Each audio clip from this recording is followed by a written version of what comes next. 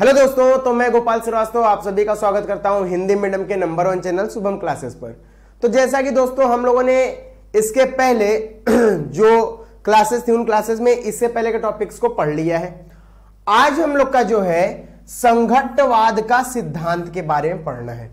और दोस्तों ये संघट्टवाद का सिद्धांत जो होता है इसको अगर आप लोग समझ लेते हैं तो इसी के आधार पर आने वाली सक्रियण ऊर्जा, देहली ऊर्जा और हमारी सक्रियण ऊर्जा, देहली ऊर्जा के साथ जो फॉर्मूला बनता है वो फॉर्मूला और साथ ही साथ अरेनियस इक्वेशन को, अरेनियस समीकरण को समझने में हमको क्या होगी दोस्तों, मदद मिलेगी।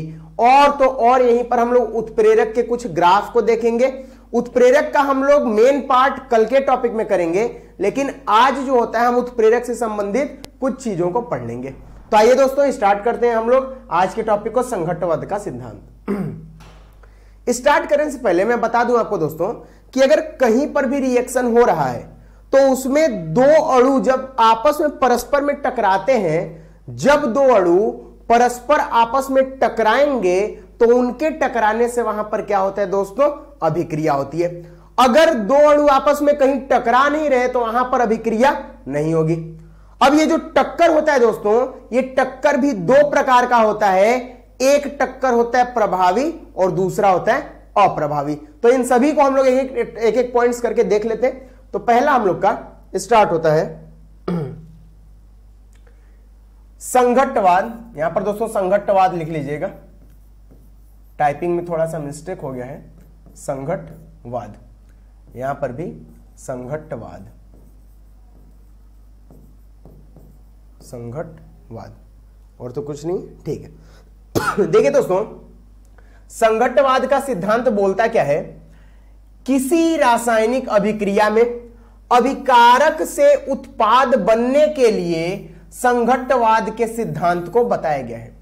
अगर कहीं पर कोई अभिक्रिया हो रही है दोस्तों, A प्लस बी मिलकर क्या कर रहे हैं, अगर यहां C बना रहे हैं, तो इस अभिक्रिया को होने में यह जरूरी है कि A और B के अणु आपस में क्या किए हो, टक्कर किए हो। अगर वो आपस में टकराएंगे दोस्तों तभी जाकर क्या होगा, अभिक्रिया होगा। कोई दो चीजें अगर आपस में नहीं मिलती हैं तो बिना मिले उनकी अभिक्रिया नहीं हो सकता है। जब वो आपस में मिलेंगी, टकराएंगी, तभी वहां पर क्या होता है दोस्तों, अभिक्रिया होगा। अब इस संघट्टवाद के सिद्धांत के अनुसार दो अणुओं के मध्य अभिक्रिया होने के लिए यह आवश्यक है कि अणु आपस में टक्कर करें। जैसे मैं बता दूं दोस्तों कि अगर यहां पर कहीं A प्लस बी मिलकर C बना रहा है तो इस C को बनने में दो तीन चीजों का जरूरत होगा। पहला मैं अगर आपको दोस्तों बताऊं तो पहला किसका जरूरत होगा, टक्कर का। और ये टक्कर होने कैसे चाहिए, प्रभावी होने चाहिए, तभी जाकर हमारी अभिक्रिया क्या होती है, संपन्न होती है। टक्कर बहुत सारे होते हैं लेकिन सारे टक्करों के फलस्वरूप अभिक्रिया नहीं होती है, केवल उन्हीं टक्करों के फलस्वरूप होती है दोस्तों जो कैसे होते हैं, प्रभावी होते हैं।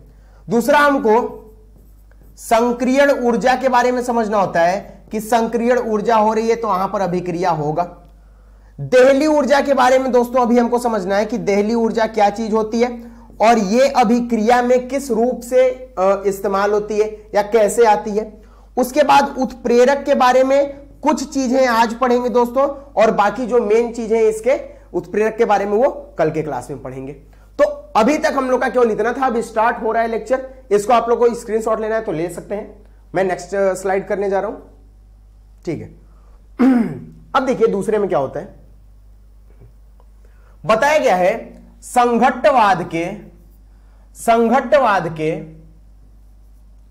अनुसार केवल उन्हीं अणुओं के आपस में टकराने से अभिक्रिया होती है जिनके पास अपनी सामान्य औसत ऊर्जा के अलावा कुछ अतिरिक्त ऊर्जा होती है। अभिकारकों को संक्रित संकर में परिवर्तित करने के लिए आवश्यक होती है। यही ऊर्जा सक्रियण ऊर्जा कहलाती है।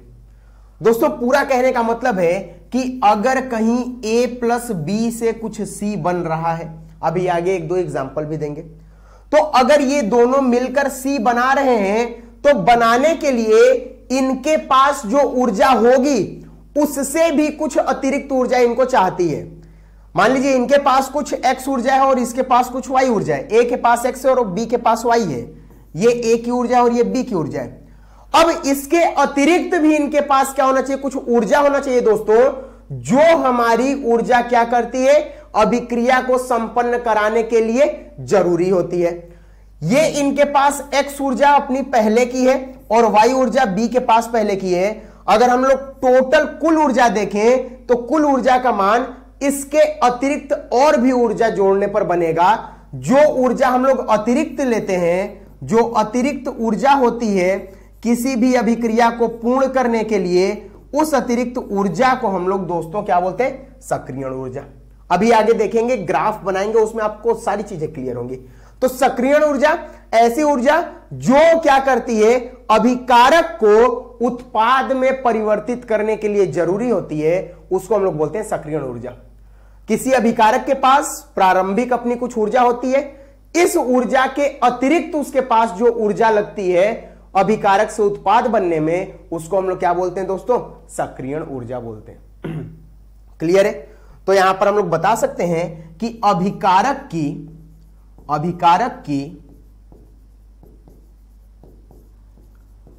अपनी ऊर्जा से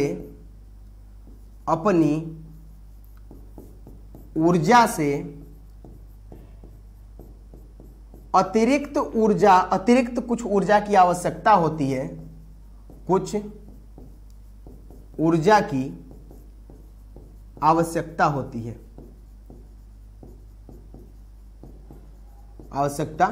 है, जिसका काम क्या होता है, ये करता क्या है, जो अभिकारक से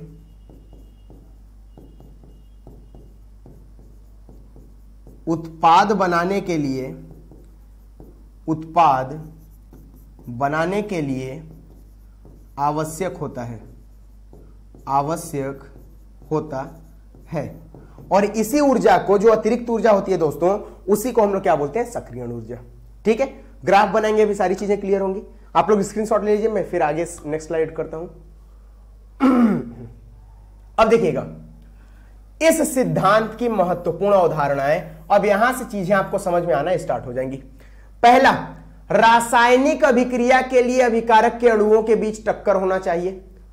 अगर कहीं पर भी कोई भी, आप तक अभी जितनी भी अभिक्रियाएं देखे हैं, उनमें अगर कहीं पर भी अभिक्रिया हो रही है दोस्तों, तो उस अभिक्रिया के लिए जरूरी है कि अणु आपस में क्या करने चाहिए, टकराने चाहिए। अगर अभिकारक के अणु टक्कर न किए तो टक्कर न होने से वहां पर अभिकारक से कभी उत्पाद नहीं बन पाएगा, मतलब अभिक्रिया नहीं संपन्न होगी। यह पहला पॉइंट।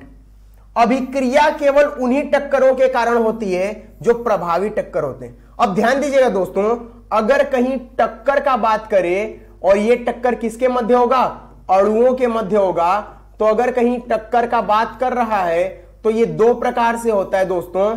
एक टक्कर को बोलते हैं अप्रभावी टक्कर, एक टक्कर को बोलते हैं अप्रभावी टक्कर, और दूसरे को बोलते हैं दोस्तों प्रभावी टक्कर। तो जो प्रभावी टक्कर होता है यह अभिकारक से उत्पाद को बनाता है दोस्तों, जो अप्रभावी होता है वो अभिकारक से उत्पाद नहीं बना पाता है। तो अगर कोई पूछे कि किस टक्कर के कारण अभिक्रिया संपन्न होती है, तो प्रभावी टक्कर के कारण। किस टक्कर के कारण अभिक्रिया संपन्न नहीं होती है, तो दोस्तों अप्रभावी टक्कर के कारण अभिक्रिया संपन्न नहीं होती है। अब ध्यान दीजिएगा कि प्रभावी टक्करों की संख्या कुल टक्करों की संख्या से बहुत कम होती है। देखिए, टक्कर तो बहुत सारे होंगे। मान लीजिए अगर ए के बहुत सारे मॉलिक्यूल हैं और बी के बहुत सारे मॉलिक्यूल हैं, ए के अणु बहुत सारे हैं और बी के अणु बहुत सारे हैं, तो टक्कर तो बहुत करेंगे, यहां पर बहुत सारे टक्कर होते रहेंगे। लेकिन जो टक्कर होंगे दोस्तों, हम बताएं कि दो प्रकार के होते हैं, एक अप्रभावी और दूसरा कैसा होता है, प्रभावी। तो सारे टक्कर प्रभावी नहीं होंगे, उनमें से कुछ प्रतिशत टक्कर ही प्रभावी होंगे, और उन्हीं टक्करों से हमारा क्या बनेगा, उत्पाद बनेगा। तो मान लीजिए अगर 100 टक्कर हुआ है, यहां पर मैं बता दे रहा हूं 100 टक्कर हुआ है, तो यहां पर प्रभावी टक्कर कितने हो जाएंगे, 20 टक्कर यहां पर क्या होंगे दोस्तों, प्रभावी हो जाएंगे, या 30 टक्कर क्या हो जाएंगे, प्रभावी हो जाएंगे। कुल टक्करों की संख्या कितनी हुई दोस्तों? 100 टक्कर हुए। लेकिन यहां पर प्रभावी कौन से हुए? 30 हुए, 20 हुए या 40 हुए, मतलब बाकी जो बचे वो अप्रभावी टक्कर हो गए। उनके कारण अब अभिक्रिया नहीं होगी। हम लोग की अभिक्रिया केवल किसके कारण होगी दोस्तों? जो टक्कर प्रभावी होंगे उनके कारण। तो प्रभावी टक्करों की संख्या कुल टक्करों की संख्या से क्या होती है? कम होती है। यह हम लोग का तीसरा पॉइंट बता रहा है कि प्रभावी टक्करों की संख्या कुल टक्करों की संख्या से बहुत कम होती है। अब जैसे मैं आपको एक चीज बता देता हूं कि अगर मान लीजिए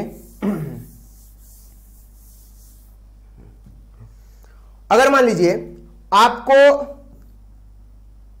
इस गड्ढे को पार करना है, इसके बीच का दूरी इतना है।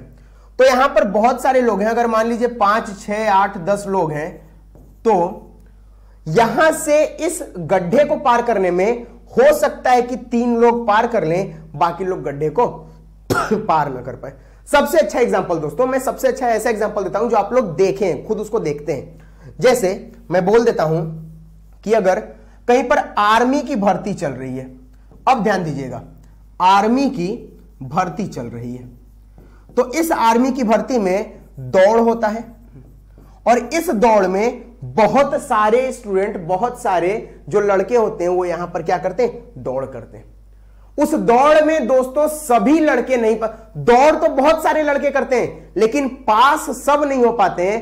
पास वही होते हैं जिनका स्पीड क्या होता है? प्रभावी होता है। जिनकी चाल प्रभावी होती है वही यहां पर लड़के क्या कर सकते हैं? इस दौड़ को क्लियर कर सकते हैं, इस दौड़ को निकाल सकते हैं। जिनका चाल क्या हो? प्रभावी हो, वो क्या कर सकते हैं? इस दौड़ को आर्मी की भर्ती में निकाल सकते हैं। और जिनकी चाल अप्रभावी होगी वो दोस्तों इस दौड़ को नहीं निकाल पाएंगे। हिस्सा तो जरूर लेंगे लेकिन निकाल नहीं पाएंगे। वही चीज होता है अभिकारक और उत्पाद के साथ। हिस्सा तो बहुत लेते हैं लेकिन उत्पाद वही बना पाएंगे जिनका टक्कर कैसा होगा दोस्तों? प्रभावी होगा। ठीक है, ठीक है। अब हम लोग देखते हैं नेक्स्ट। बोला है प्रभावी टक्करों से प्राप्त अणु सक्रिय अणु कहलाते हैं। इन अणुओं की ऊर्जा देहली ऊर्जा तल के बराबर या इससे ज्यादा होती है। अभी हम बताएंगे कि ये चीजें क्या होती हैं, देहली ऊर्जा वगैरह अभी सब बताएंगे कि क्या होती है। अभी केवल आप लोग सुन लीजिए। बोला है जो प्रभावी टक्कर करते हैं, प्रभावी टक्कर वाले अणु क्या कहे जाते हैं? सक्रिय अणु कहे जाते हैं। क्या कहे जाते हैं दोस्तों? सक्रिय अणु। तो जो प्रभावी टक्कर वाले अणु होते हैं उनको हम लोग क्या बोलते हैं? सक्रिय अणु। और ये जो सक्रिय अणु होते हैं दोस्तों, इनमें बोला है कि इनकी जो ऊर्जा होती है वो देहली ऊर्जा तल के बराबर होती है या इससे ज्यादा होती है। अगर सक्रिय अणुओं की ऊर्जा देहली ऊर्जा से कम हो जाए तो यहां पर अभिकारक से उत्पाद कभी नहीं बन सकता। मैं यहां पर फिर से अभी दूसरे पेज में लिखूंगा। जैसे यहां अगर मैं दूसरा पेज ले लेता हूं न्यू पेज कहां से आएगा? ठीक है, मैं इसको आगे में अभी देख लेता हूं।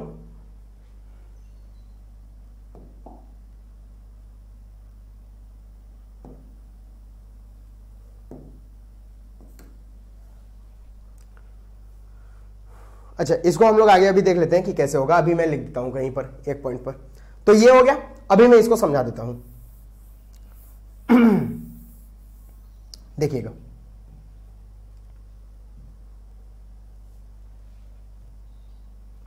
ये तो पूरा भर गया है। यहां पर मैं समझाता हूं, यहां पर समझिएगा दोस्तों। जो हम लोग के प्रभावी टक्कर वाले अणु होते हैं, ध्यान दीजिएगा, प्रभावी टक्कर वाले अणु, इनको हम लोग क्या बोलते हैं? सक्रिय अणु। इनको हम लोग क्या बोलते हैं दोस्तों? सक्रिय अणु। और ये जो सक्रिय अणु होते हैं, जो सक्रिय अणु होते हैं, इनकी देहली ऊर्जा, इनकी ऊर्जा, इस सक्रिय अणु की खुद की ऊर्जा, इस सक्रिय अणु के पास जो खुद की ऊर्जा होगी, वो ऊर्जा का मान देहली ऊर्जा से ऊर्जा से ज्यादा या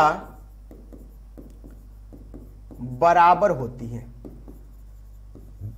ध्यान दीजिएगा, जो सक्रिय अणु होते हैं उनका जो ऊर्जा का मान होता है वो देहली ऊर्जा से ज्यादा होता है या बराबर होता है। अभी देहली ऊर्जा क्या होता है हम बताते हैं और आप लोग को एक बार में याद भी हो जाएगा, इतना भी मैं बता रहा हूं। तो सक्रिय अणु किसको बोलते हैं? प्रभावी टक्कर वाले अणु को। इनकी ऊर्जा का जो मान होता है वो देहली ऊर्जा से क्या होता है? ज्यादा या बराबर। अगर ध्यान दीजिएगा, अगर ऊर्जा का मान, ऐसे लिख लीजिए, अणु की ऊर्जा का मान देहली ऊर्जा से कम है, देहली ऊर्जा से कम है, तो उत्पाद नहीं बनेगा, तो उत्पाद नहीं बनता है।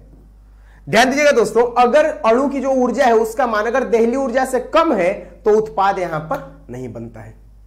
और वो एक केस आएगा जब उत्पाद हम लोग यहां पर जबरदस्ती बनाते हैं तो वो केस अलग आ जाएगा। लेकिन याद रखिएगा कि अगर अणु की ऊर्जा का मान देहली ऊर्जा से कम है तो उत्पाद नहीं बनता है। यह हम लोग का सक्रिय अणु के लिए केवल था। अब मैं एक एक चीज आप लोग को लिख के दिखा देता हूं, ग्राफ वगैरह बना के, ठीक है। अब ध्यान दीजिएगा, यहां से इन सभी को मैं मिटाने जा रहा हूं, आप एक बार नोट कर लीजिए, ठीक। अब देखिए,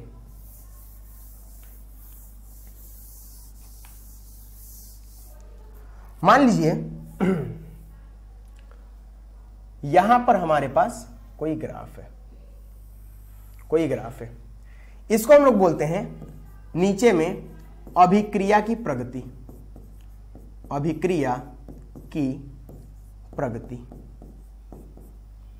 यहां पर हम लोग बोल देते हैं दोस्तों ऊर्जा। मान लीजिए हमारा कोई अभिक्रिया हो रहा है, ए और बी मिलकर क्या बना रहे हैं? सी। ध्यान से देखिएगा, एक बार आप लोग को ये वीडियो समझ में आ जाएगा।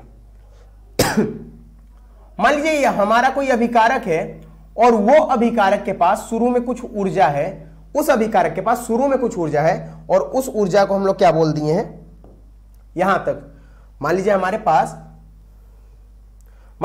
पास कोई अभिक्रिया हो रही है, अभिक्रिया की प्रगति मतलब इधर की तरफ अभिक्रिया बढ़ रही है, इसके पास कुछ ऊर्जा है और अभिकारक जो हम लोग लिए हैं तो इस अभिकारक के पास शुरू में जो खुद की ऊर्जा है उसको हम लोग मान लिए कि इतना है और इसको हम लोग यहां से यहां तक दिखा देते हैं। अभिकारक की है तो किससे दिखा देते हैं? ई आर से। आर मतलब होता है रिएक्टेंट, आर मतलब रिएक्टेंट और इसी को क्या बोलते हैं? अभिकारक। और अगर कहीं P लिखेंगे दोस्तों तो इसका मतलब होगा प्रोडक्ट। इस प्रोडक्ट को हम लोग क्या बोलते हैं? उत्पाद। तो शुरू में जो अभिकारक की यहां पर ऊर्जा है उसको हम लोग क्या बोलते हैं? ER। अब मान लीजिए कि अभिक्रिया पूर्ण होने के लिए हम लोग को इतनी ऊर्जा चाहिए। जब भी कहीं अभिक्रिया होती है तो अभिकारक को एक अवरोध को पार करना होता है, एक बैरियर को पार करना होता है और तब जाकर वो क्या उत्पाद में परिवर्तित होता है। अभिकारक को एक बाउंड्री पार करना होता है, उस बाउंड्री को पार करने पर ही वो क्या होता है? उत्पाद में परिवर्तित होता है। तो शुरू में हम कोई अभिकारक लिए और उसकी ऊर्जा क्या मान लिए? ER मान लिए। अब ये जब इस बाउंड्री को पार करेगा ना दोस्तों, इस बाउंड्री को पार करने पर ही ये किस में परिवर्तित हो जाएगा? उत्पाद में परिवर्तित होगा। तो मान लीजिए कि यहां से ये गया और इस बाउंड्री को पार किया और पार करके ये किस में परिवर्तित हो गया? उत्पाद में परिवर्तित हो गया। ये पार करके किस में परिवर्तित हो गया? उत्पाद में। ध्यान दीजिएगा, ये हम लोग का क्या है? अभिकारक है, अभिकारक, ठीक है। अब ये इधर गया तो ये क्या बन गया? उत्पाद बन गया दोस्तों। अब हम लोग क्या करेंगे? यहां से देखेंगे उत्पाद बन चुका। अब यहां से यहां तक का जो हम लोग का उत्पाद बनने का जो इस अभिक्रिया की प्रगति से जो ऊर्जा होगा उसको हम लोग क्या बोलेंगे? उत्पाद की ऊर्जा EP। और अगर हम यहां से एक लाइन ड्रॉ कर दें तो शुरू में अभिकारक की ऊर्जा कितनी थी? ER। वो और कितना अतिरिक्त ऊर्जा लिया? तो वो यहां से लेके यहां तक अतिरिक्त ऊर्जा लिया। और अभी हमने बताया है कि जो अभिकारक के पास अतिरिक्त ऊर्जा की आवश्यकता होती है उसको हम लोग क्या बोलते हैं, सक्रियण ऊर्जा बोलते हैं। मतलब ये ई क्या हो जाएगा दोस्तों, ई को हम लोग बोलते हैं सक्रियण ऊर्जा। तो याद रखे रहिएगा, शुरू में जो इसके पास ऊर्जा है, इस ऊर्जा को हम लोगों ने क्या बोला है दोस्तों, ई आर बोला है।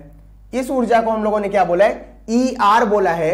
और यहां से मान लीजिए यहां तक हम लोग का जो अभिकारक उत्पाद में परिवर्तित हो रहा है, तो होते टाइम यहां तक तो ऊर्जा इसके पास पहले से थी, जो अतिरिक्त ऊर्जा लगी है दोस्तों यहां से यहां तक जाने में, उसको हम लोग ई ए बोले हैं। और यही अतिरिक्त ऊर्जा क्या होती है, सक्रियण ऊर्जा। अब अगर हम देखें तो पूरा ऊपर से जितना ऊर्जा हम लोग को चाहिए, ये पूरी ऊर्जा जो पूरी बाउंड्री की ऊर्जा है, जो एक मिनिमम अवरोध की जो ऊर्जा है, इस ऊर्जा को हम लोग क्या बोलते हैं दोस्तों, देहली ऊर्जा। अब यहां से आप लोग का कॉन्सेप्ट क्लियर होगा, इसको क्या बोलते हैं, देहली ऊर्जा। तो याद रखिएगा, उत्पाद की जो ऊर्जा होगी उसको हम लोग उत्पाद की ऊर्जा बोलेंगे, जो P से इस अभिक्रिया की प्रगति पर होगा। शुरू में अभिकारक के पास जो ऊर्जा होगा उसको हम लोग बोलेंगे अभिकारक की ऊर्जा। अब यहां से ये जो अतिरिक्त ऊर्जा लगी है इस पॉइंट तक जाने में, इसके बीच की ऊर्जा को हम लोग बोलेंगे सक्रियण ऊर्जा। और ये जो अधिकतम हम लोग का यहां इस अभिक्रिया की प्रगति से यहां तक जाने में जितने कम ऊर्जा की आवश्यकता है उसको हम लोग बोलेंगे देहली ऊर्जा। तो याद रखिएगा, अगर कहीं देहली ऊर्जा के बारे में पूछ दिया जाए तो हमको देहली ऊर्जा का मतलब पता चल गया कि अभिकारक को उत्पाद में परिवर्तित होने के लिए कम से कम इतने ऊर्जा की आवश्यकता होनी चाहिए। अगर इससे कम रहेगा तो हम लोग का अभिकारक उत्पाद में परिवर्तित नहीं हो पाएगा।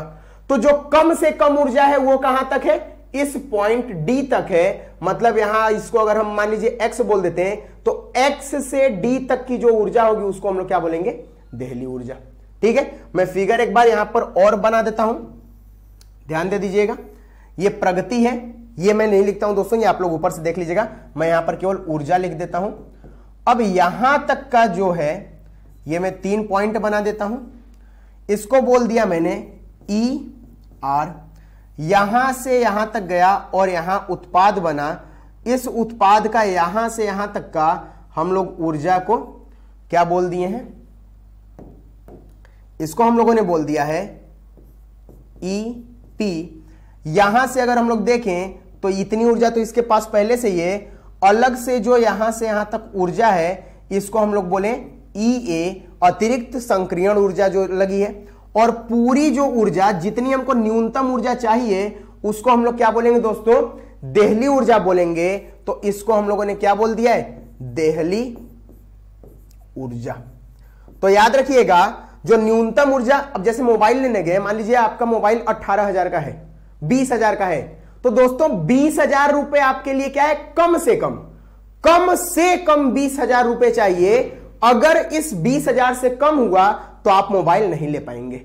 वही बोला है कि अभिकारक को उत्पाद में बदलने के लिए कम से कम इतना ऊर्जा चाहिए, तब वो जाकर क्या हो सकता है, यहां से उत्पाद में बदल सकता है। अगर इससे कम रहा तो वो उत्पाद में नहीं बदलेगा। ठीक है दोस्तों, तो यहां तक आप लोग स्क्रीनशॉट ले लीजिए। अब इसके आगे का जो हम लोग का लिखने वाला काम है वो हम लोग वहां देखते हैं। ठीक है, ठीक है, अब हम लोग आगे करते हैं। ये था हम लोग का, अच्छा यहां तक तो हो चुका था। अभिकारक के अणु को प्रारंभ, यहां पर आपको एक स्क्रीनशॉट दे दिया गया है, एक यहां पर आपको फिगर दे दिया गया है कि ऐसे ऐसे होता है। अब ध्यान दीजिएगा, अभिकारक के अणु को प्रारंभिक ऊर्जा तल से, इसको तल बोलिएगा, प्रारंभिक ऊर्जा तल से देहली ऊर्जा तल में ले जाने में आवश्यक अतिरिक्त ऊर्जा को सक्रियण ऊर्जा कहते हैं। कुछ नहीं करना है दोस्तों, ये हम लोग बताएं कि ये अभिकारक की ऊर्जा होती है और यहां से यहां तक जो हम लोग का हो जाएगा उत्पाद की ऊर्जा हो जाएगी।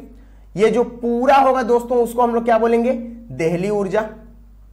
और इसके बाद जो यहां से यहां तक होगा इसको हम लोग क्या बोलेंगे, सक्रियण ऊर्जा बोलेंगे दोस्तों। तो प्रारंभिक ऊर्जा तल से देहली ऊर्जा तल में ले जाने की जो ऊर्जा होती है उसको हम लोग क्या बोलते हैं, सक्रियण ऊर्जा। प्रारंभिक तो यही हो जाएगा ना, शुरू में जो हमारे पास होता है तो प्रारंभिक ऊर्जा तल से देहली ऊर्जा तल तक ले जाने में जितने ऊर्जा की आवश्यकता होती है उसको हम लोग यहां पर दोस्तों देख रहे हैं आप EA लिखा है, मतलब क्या बोलते हैं, इसको सक्रियण ऊर्जा बोलते हैं। वही चीज यहां लिखा है। सक्रियण ऊर्जा होता क्या है, देहली ऊर्जा माइनस अणुओं के टक्कर से पूर्व ऊर्जा। अब टक्कर से पूर्व बोला है तो टक्कर हो जाएगा तब तो उत्पाद बन जाएगा, और टक्कर से पूर्व क्या रहेगा, अभिकारक। मतलब हम लोग बोल सकते हैं कि अभिकारक के पास जो रहेगा वो टक्कर से पूर्व। तो अब यहां पर हम अगर एक दूसरे पेन का यूज करके देखते हैं, तो मान लीजिए कि मैं गुलाबी का यूज कर लेता हूं। अब क्या होगा, यहां तक मान लीजिए हम लोग का ये है, और एक दूसरे का यूज करता हूं यहां तक, ये हम लोग के पास 2 हो गए। अब सक्रियण ऊर्जा जो होती है वो देहली ऊर्जा में से अगर हम लोग पहले की ऊर्जा को माइनस कर दें, मतलब ये पूरी देहली ऊर्जा यहां से यहां तक, इसमें से अगर हम इतने को माइनस कर दें तो हमारे पास इतना पार्ट बचेगा दोस्तों, और इसी को हम लोग क्या बोलेंगे, सक्रियण ऊर्जा बोलेंगे। ठीक है। फिर बोला है सक्रियण ऊर्जा टक्करों के बाद आती है।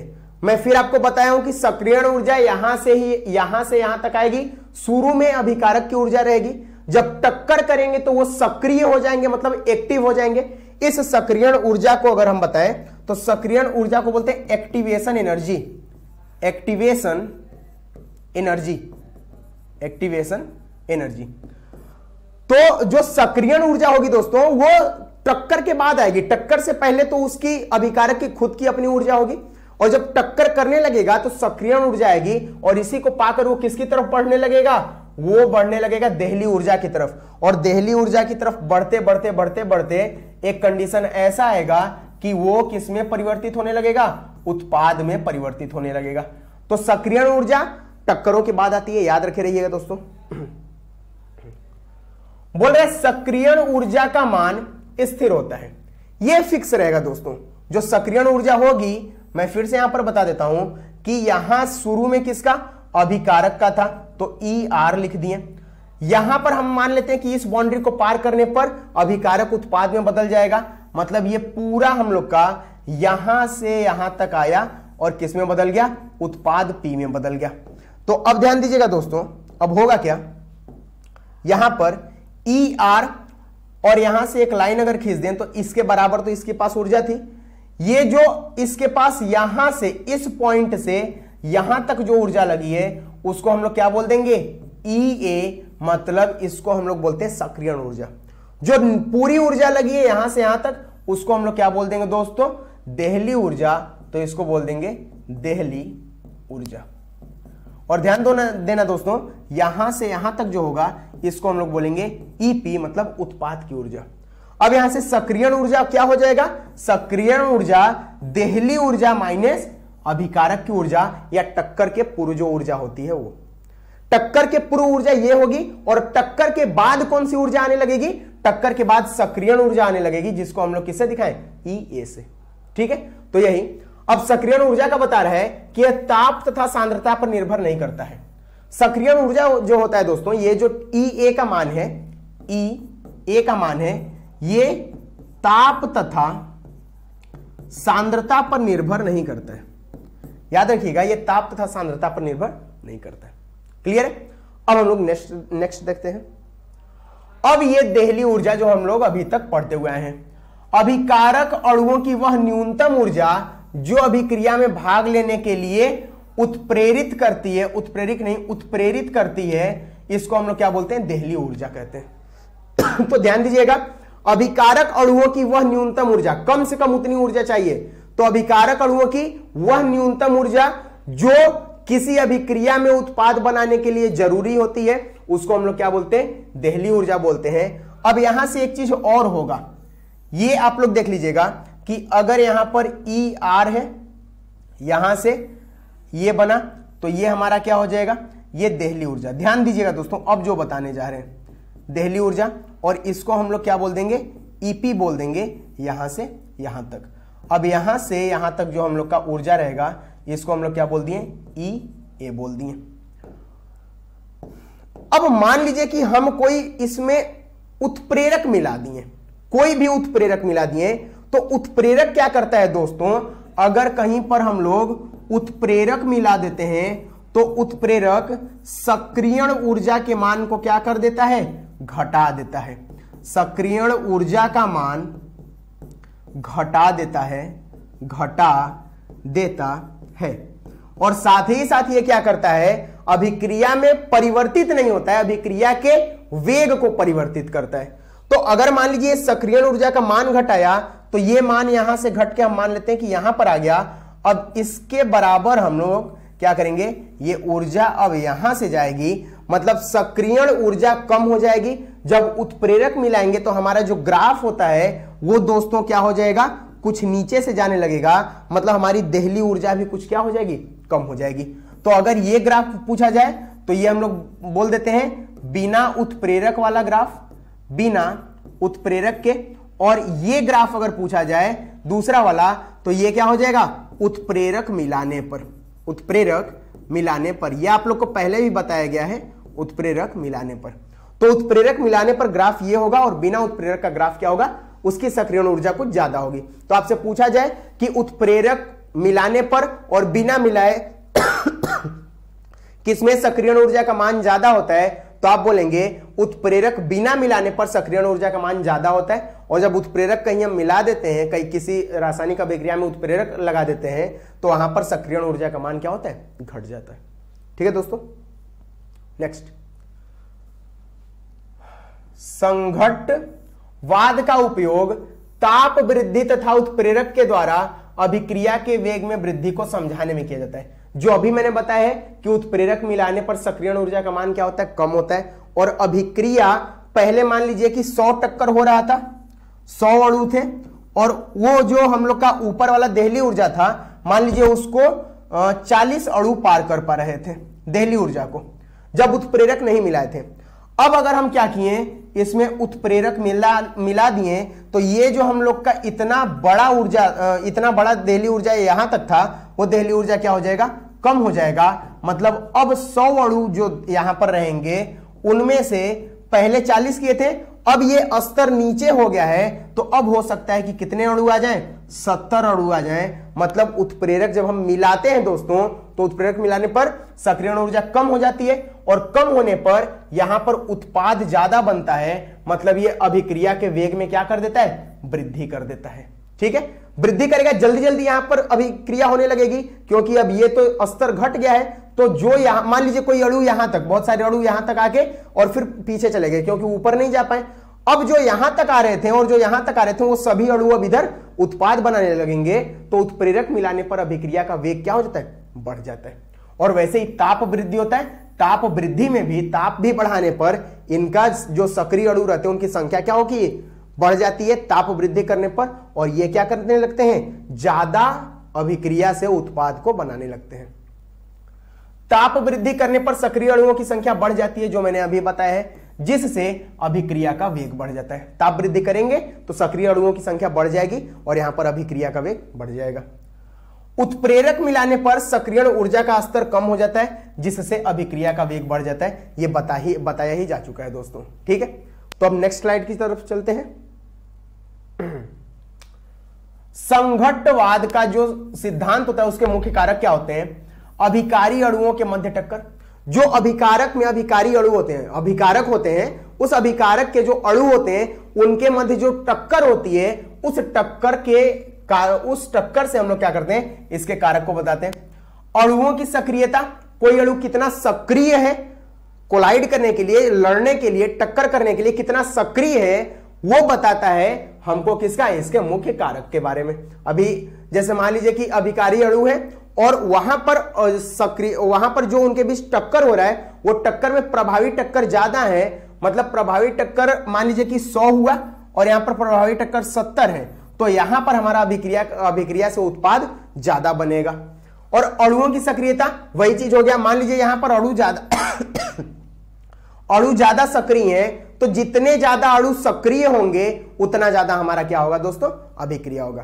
कोई जितना ज्यादा एक्टिव रहता है काम उतना ज्यादा करता है ना। आप देखें, आप ही जितना ज्यादा एक्टिव रहेंगे, मान लीजिए 4 बजे भोर में जगा दिया गया कि उठ जाओ पढ़ना है, तो आप लोग उठेंगे आंख मलते मलते, लेकिन उठकर आप लोग एक्टिव नहीं रहेंगे, आप लोग कुछ करेंगे नहीं।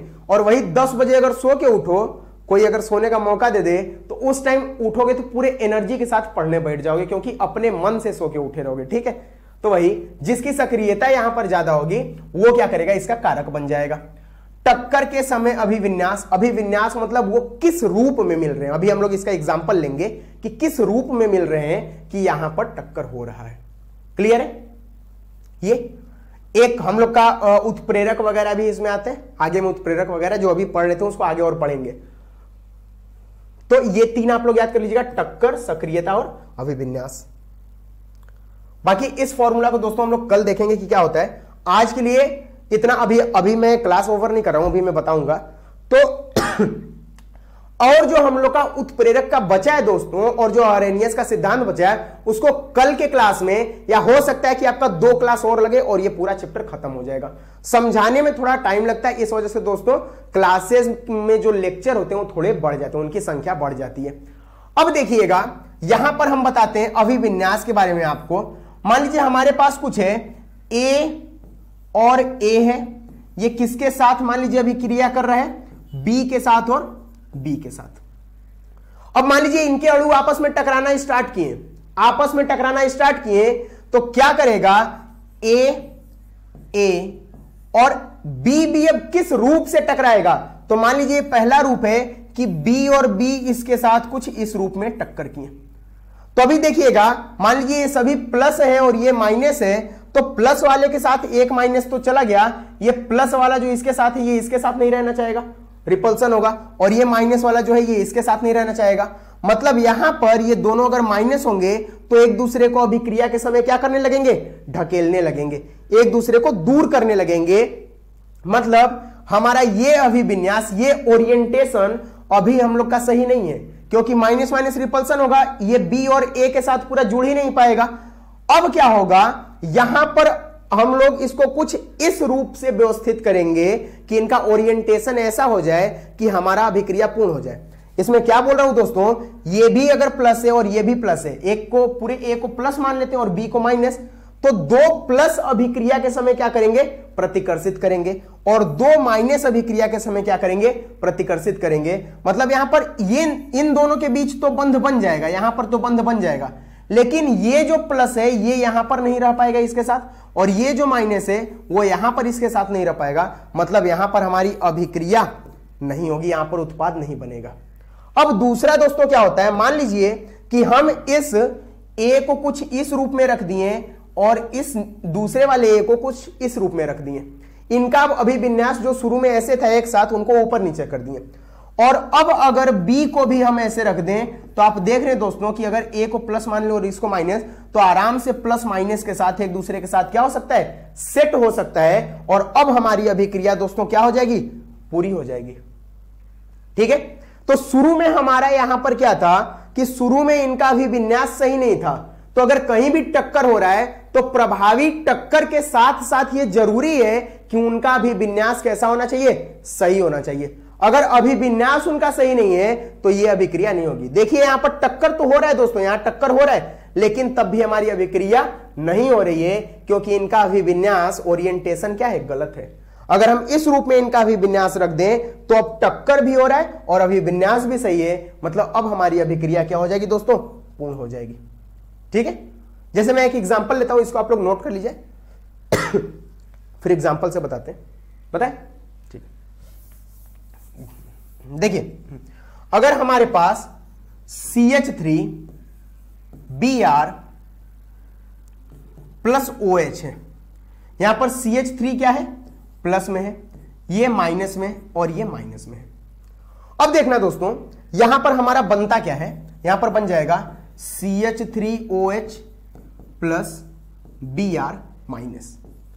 अब ये बन तो रहा है लेकिन बनेगा कैसे, तो इसका 2-3 होगा, इसको मैं अभी मिटा देता हूं। अब इसका मेन है कि टक्कर तो यहां पर होगा तभी ये बनेगा, ये क्लियर है, पहला टक्कर होगा, सक्रिय अणु होंगे, ये तो क्लियर है।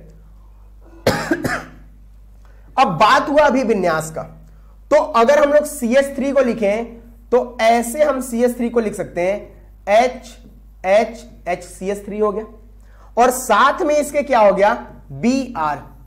अब क्या करना है, इसको टकराना है, तो टकराते टाइम, टकराने का मतलब उसके साथ लड़ना है। अब लड़ेगा कोई तो इसके पास जाएगा। अब OH क्या करेगा, इधर से आया और बोला कि हमको लड़ना है, इसके पास गया और लड़ने के लिए इसको बोला, लेकिन देखा कि ये भी माइनस है और वो भी माइनस है, ये भी माइनस है और ये भी माइनस है। अब ये दोनों एक दूसरे को क्या करने लगे, प्रतिकर्षित करने लगे, लड़ाई हो ही नहीं पाएगा। ठीक है, हम लोग का जो अभिविन्यास है वो अभिविन्यास क्या है, गलत है दोस्तों, क्योंकि माइनस माइनस से एक दूसरे को क्या करेंगे, दूर हटाएंगे, और कभी CH3 के साथ ये Br इसको आने ही नहीं देगा, ये बोलेगा हम तो खुद ही माइनस है, तुम क्यों आओगे। ठीक है, तो यहां पर OH इस CH3 के साथ नहीं जुड़ पाएगा। अब क्या कर सकता है, ये हम लोग का तो गलत हो गया, ये हम लोग का अभिविन्यास नहीं हो सकता है। अब दूसरे तरीके से देखते हैं, तो मान लीजिए ये हमारा क्या है, एक H है और H है, और इसके साथ क्या लगा है, Br माइनस लगा है। अब OH बोला कि ठीक है, सीधे रास्ते से नहीं आने दोगे, हम पीछे वाले रास्ते से आ जाएंगे, हमको तो बस आक्रमण करना है। अब OH अपना दिमाग लगाया और कहां से आ गया, पीछे वाले रास्ते से, और आकर इस पर क्या कर दिया, आक्रमण कर दिया। अब जैसे आक्रमण किया तो ये यहां से क्या किया, इसके साथ जुड़ गया, और जैसे ही पास में आया इस माइनस को क्या किया, अब जो इस पहले Br OH को भगा रहा था, अब OH किसको भगाने लगा, Br को, क्योंकि अब ये OH इसके साथ क्या हो चुका है, जुड़ चुका है। ये प्लस है और प्लस के साथ ये तुरंत आया और इधर से जुड़ गया, और ये Br जो था ये अभी इधर बैठा हुआ है, मतलब OH इसके साथ तुरंत जुड़ के और यहां से Br को क्या कर देगा, बाहर निकालेगा। अब हमारा फॉर्मूला बन जाएगा CH3OH और प्लस, अब Br माइनस बाहर निकल गया, तो ये हम लोग का फॉर्मूला हो जाएगा CH3OH plus Br minus. Clear है दोस्तों। तो सामने से देखिएगा, सबसे पहले अभिविन्यास, जो अभिविन्यास सही रहेगा उसी रूप से हमको क्या करना होगा, वहां उनके बीच टक्कर करवाना पड़ेगा दोस्तों। ठीक है, तो इसको आप लोग नोट कर लीजिए, मैं इरेज कर देता हूं।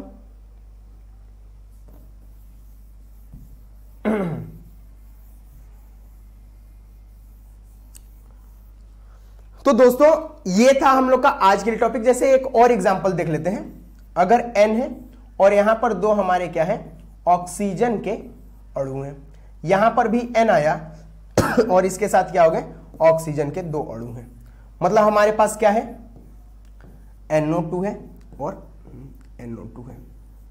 ये हमारे कुछ इस तरीके से है। अब इनका अभिविन्यास कैसे बनेगा, इनका अभिविन्यास कैसे बनेगा, तो इनका अभिविन्यास बताने के लिए ये आप लोग का एक होमवर्क बनता है, आप लोगों का होमवर्क बनता है कि आप लोग बताइएगा कि NO2 और NO2 किस रूप से जुड़कर N2O4 बनाएंगे, N2O4 बनाएंगे। क्या करना है, इनका अभिविन्यास बनाना है, कुछ इस रूप में बनाना है कि ये क्या कर सके, आपस में जुड़कर कंबाइन होकर क्या बना सके, N2O4 बना सके। तो दोस्तों एक क्वेश्चन आपके लिए ट्राई कीजिएगा। बाकी आज के लिए इतना ही, मिलते हैं कल एक नए क्लास में और नए वीडियो के साथ। वहां पर हम लोग समझेंगे उत्प्रेरक के बारे में, सक्रियण ऊर्जा के बारे में, और अगर पॉसिबल हो पाया, टाइम रहा, तो वहां पर हम लोग समझेंगे अरेनियस समीकरण के बारे में। ठीक है, तो दोस्तों आज के लिए इतना ही, पढ़ते रहिए, मस्त रहिए, और आने वाले पेपर के लिए आप लोग इतना तैयारी कीजिए कि आप लोग बढ़िया से बढ़िया मार्क्स आ सके। तब तक दोस्तों आज के लिए इतना ही, जय हिंद।